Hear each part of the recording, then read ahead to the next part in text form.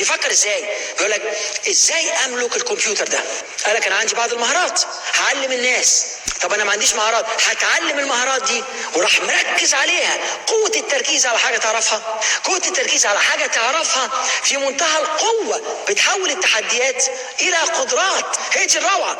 انت عارف في ولد دراعه الشمال اتقطع لما كان صغير، كان في حادثة ولو كان عنده 4 سنين. ابوه اخده، والقصة دي قصة حقيقية، ودي قصه في اليابان. وانا متاثر بيهم لان درست يعني قعدت درستهم كويس جدا جدا. اعرف الناس دول نجحوا ازاي، خصوصا لما كانوا محطمين تماما بعد الحرب العالميه الثانيه. والراجل اخذ ابنه وراح موديه في معبد زي معابد التايبت اللي موجوده في الصين والكلام ده كله. وده الناس هناك كهنه مختصين في علوم اللي هي موجوده في اليابان، زي الحاجات العميقه في الطاقه والحاجات دي كلها. وقال لهم خدوا الولد، وانا مستعد ادفع له حاجه ولكن طلعوا لي كويس. اخذوا الولد وكان عنده حد مختص بيعلمه. وبعدين قال للولد ايه رايك انت نفسك تلعب ايه في حياتك؟ فالولد قال له نفسي العب جودو جوجيتسو. جودو انا محتاج دراعين.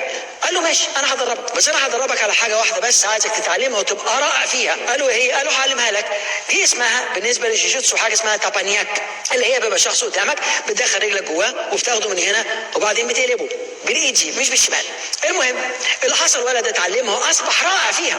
في خلال 2 جاله المدرب بتاعه قال له ايه رايك ننزل بطولات؟ فالولد قال له بطولات ايه؟ معقوله؟ ما اقدرش لان انا بدراع واحد. قال له هنشوف، تعال نجرب. الولد نزل، كان سعيد جدا حتى انه نزل، وكان بيخسر من اول ماتش. فجاله المدرب بتاعه وقال له التركيز اللي انت اتعلمته واللعبه اللي انت اتعلمتها ركز على التابانياك.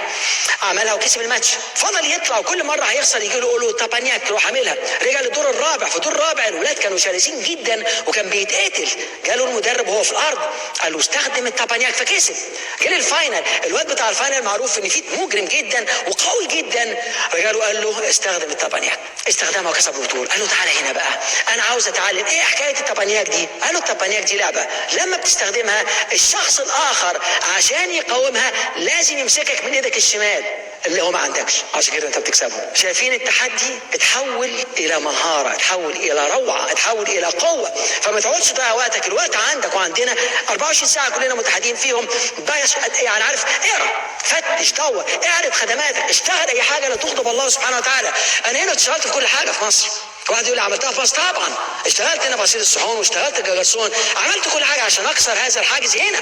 مش معنى كده ان انت اعمل نفسي. على فكره في شباب كتير وشباب بيعملوا كده وفينا غيرهم عاوز يستنى. لا ما اشتغلتش الشغلانه دي، ولو اشتغل تلاقي واقف ما بيعملش حاجه، زهقان، بيشتكي باستمرار. ما تجهز نفسك للتميز وطلع نفسك للي بعده. ربنا فتح عليك. وعلى فكره الشغل موجود. وعلى فكره احصائيات برضه هتبص تلاقي ان معظم الناس اللي ما بتشتغلش مش عاوز يشتغل، هو مبسوط كده، يقوم من النوم براحته، يدخن، يشوف صحابه ينزلوا يشتكوا.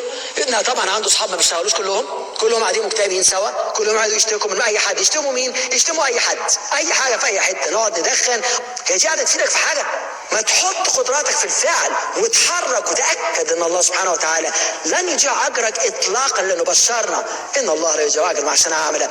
من اول النهارده خليك افضل، خليك افضل، حسن نفسك باستمرار. تاكد هتكون من افضل الناس عند الله سبحانه وتعالى، لانك روحانيا متزن، صحيا متزن، بتبذل مجهود عشان تحسن نفسك، بتساعد ماما وبابا واخواتك. ولو انت اب وام بتبقى افضل اب وام في الحياه لاولادك، بتساعدهم وتكبرهم، ومع الناس بتتعلم منهم وتعلمهم وتخلي وتوسع افاقك وعلاقات.